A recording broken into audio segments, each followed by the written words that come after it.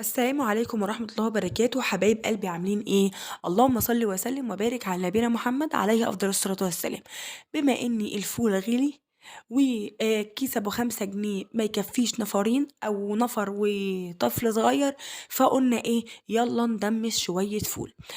الطريقة بتاعت النهاردة بعد ما جربت الفول كذا مرة وبكذا طريقة، أنا جايبة لكم أضمن وأحسن طريقة تسوي بيها الفول.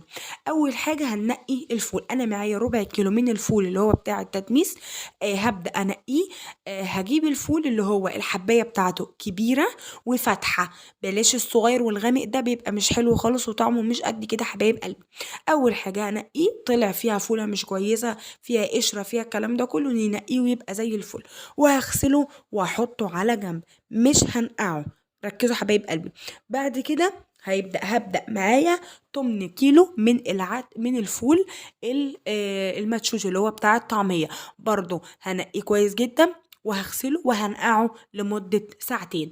تمام كده. طبعا انا الفول ده ما بحطلوش لا طماطم ولا عدس ولا عدس بجبة ولا مثلا طماطم ولا بصل ولا ليمون ولا الكلام ده كله. ده يا حبايب قلبي الطريقة اللي انا بعد ما جربت طرق كتير جدا جدا في تدميس الفول وطلعت بسم الله ما شاء الله حاجة زي الزبدة وحاجة زي الكهرمان، زي ما هتشوفوا معايا لاخر الفيديو. لو وصلت معايا هنا ما تنسيناش في اللايك والشير وتفعيل الجرس على الكل عشان يوصل لكل جديد من قناتي، واتمنى اعرف رايكم في الوصفات اللي انا بقدمها.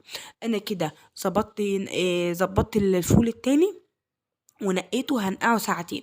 ومعايا بقى المكون الوحيد اللي هحطه على الفول اللي هو الكركم. هحط معلقة واحدة بس من الكركم عشان يبقى لونه زي الكهرمان وعامل زي الزبدة معي. تمام. انا كده هنا غسلت الفول، وبعد ما الفول المدشوش اتنقع ساعتين صفيته وهحطه على الفول بتاعنا. طب انتي ليه ما نقعتيش الفول؟ انا اقول لك انا ما نقعتش الفول ليه. الفول لما بيتنقع القشرة بتاعته بتقسى، القشرة بتاعته بتبقى قاسية. انا مش عايزة قشرته تبقى قاسية، انا عايزاه يبقى زي الزبدة بره وجوه. بعد كده بدأت غليت مية وحطيتها على الفول المشوت والفول العادي بتاعي، وبدأت احط معلقة من الكركم واقلبه تقلبتين حلوين واطلعه على النار. هيقعد بقى قد ايه؟ اقول لك يا ست الكل، انا بعد ما قلبته وطلعته على النار هسيبه يغلي حوالي 3 4 غلوات بتاع 10 دقايق كده. بعد كده هبدأ اوطي عليه شمعة خالص خالص زي ما هتشوفوا معايا كده. هبدأ اوطي عليه شمعة واسيبه بقى 4 ساعات، 5 ساعات، 6 ساعات، زي لحد ما يستوي معاكي. زي ما انتوا شايفين طلع اللهم بارك بسم الله ما شاء الله حاجة في منتهى الجمال.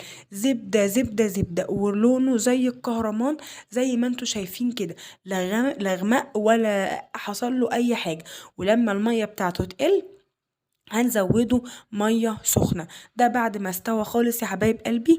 بصوا الفوليه عامله ازاي، حاجه بسم الله ما شاء الله، والقشره دايبه دوبان، مش جوه بس الفوليه، لا ده القشره بتاعتها بسم الله ما شاء الله اللهم بارك، حاجه في منتهى الجمال. الربع كيلو بقى يا ست الكل عمل لي قد ايه؟ عمل لي 3 اكياس، اللهم صل على النبي كبار زي ما انت شايفاه.